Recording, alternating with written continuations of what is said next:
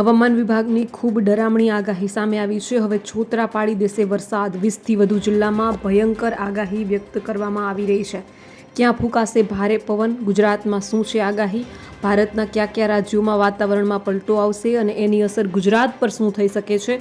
અને આગામી દિવસોમાં ગુજરાતનું વાતાવરણ કેવું રહેશે તેના વિશે વિસ્તારથી વાત કરવાની છે, તો વિડીયોને જરૂરથી એન્ડ સુધી નિહાળશો।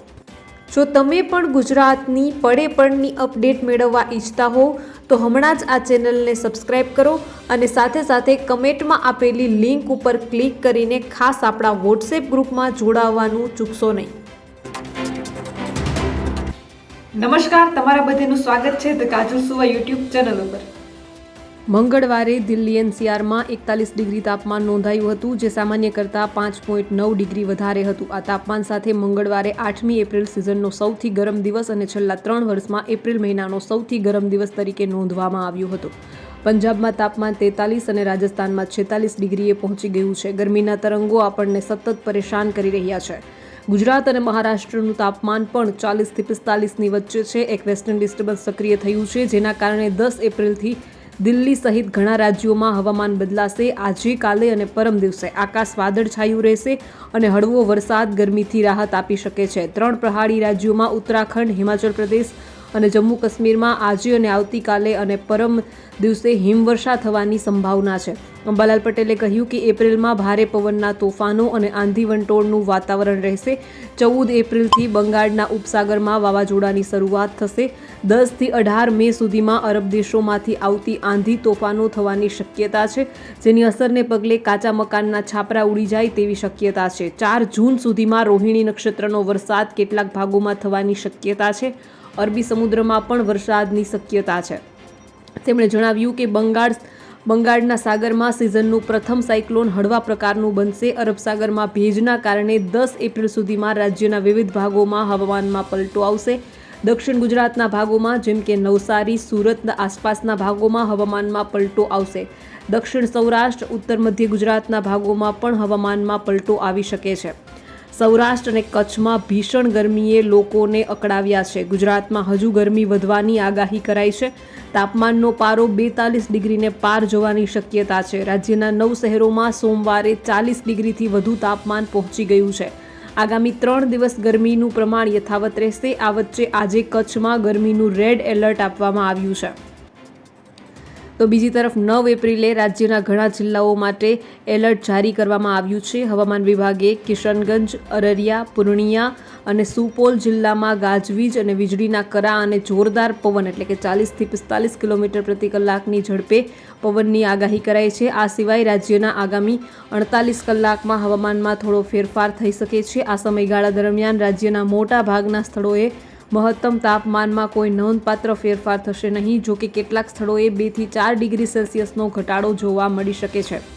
હવામાન વિભાગે સીતામઢી, સહરસા, દરભંગા, મધુબની, અરરિયા જિલ્લાના કેટલાક ભાગોમાં યલો એલર્ટ જાહેર કર્યું છે। આગામી 1થી 3 કલાકમાં ગાજવીજ સાથે હળવાથી મધ્યમ વરસાદ માટે એલર્ટ જારી કરવામાં આવ્યું છે।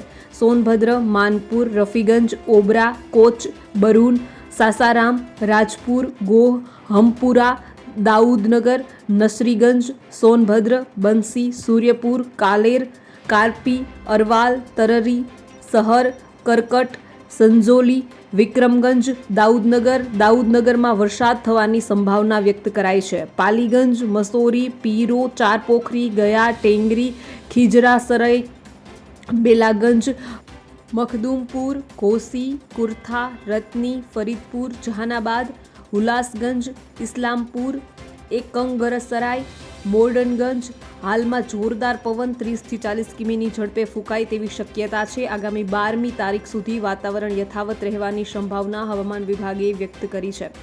ગઈકાલે ઔરંગાબાદમાં સૌથી વધુ તાપમાન 39.8 ડિગ્રી સેલ્સિયસ નોંધાયું હતું। આ ઉપરાંત ગોપાલગંજમાં 37.8, મોતીહારીમાં 37, પુપરીમાં 35, મધુબનીમાં 33, સુપોલમાં 35.6, કિશનગંજમાં 32, જીરાદેઈમાં 36, મુઝારપુરમાં 36, મધેપુરામાં 2.3, અરરિયામાં 33.8, પૂર્ણિયામાં 35.4, કટિહારમાં 31.5, બક્સરમાં 37, ભોજપુરમાં 36, અરવાલમાં 16, વૈશાલીમાં 34, પટણામાં 6.3, થી 35.6 ડિગ્રી, સમસ્તીપુરમાં 33.6, અગવાનપુરમાં 35, મુંગેરમાં પણ 4.2, ભાગલપુરમાં 37, દેહરીમાં 39, ગયામાં 39, શેખપુરામાં 37 અને રેકોર્ડ બ્રેક ગરમીના કારણે 7 જિલ્લામાં ઓરેન્જ એલર્ટ જાહેર કરવામાં આવ્યા છે, તો 2માં યલો એલર્ટ જાહેર કરવામાં આવ્યું છે.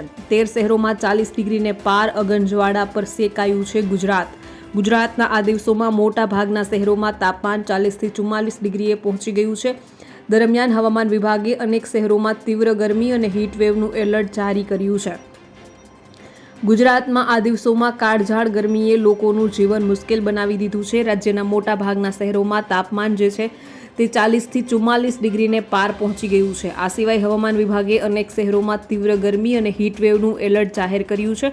હવામાન વિભાગના જણાવ્યા અનુસાર આજે કચ્છ સહિત અનેક વિસ્તારોમાં હીટવેવની શક્યતા છે.